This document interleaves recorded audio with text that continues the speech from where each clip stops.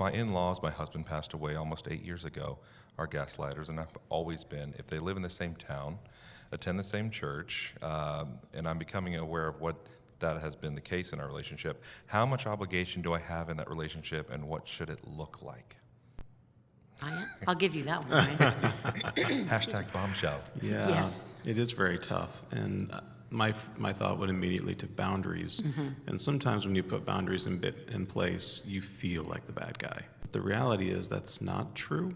You're just highlighting a deficiency that's been there. And so sometimes when people feel those boundaries, they feel attacked or they feel this, that, or the other. But that's not true. You're just exposing what is really healthy, which is relationships that are respectful and that acknowledge reality, which is the opposite of what gaslighting does. That was something you said in one of our podcasts, and it really, really was something that helped me.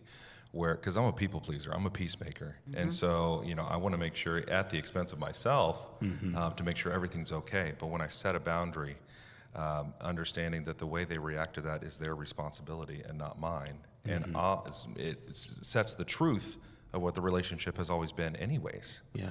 And most of the women that I deal with would probably roll their eyes at hearing me say this again one more time.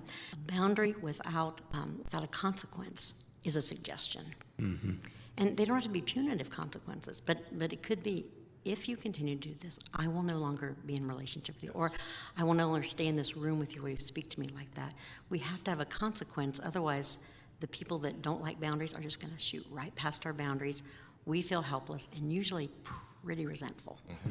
And you don't need to explain yourself. So Rebecca said, no is a complete sentence. Thank you. Hashtag boundaries. Enough said.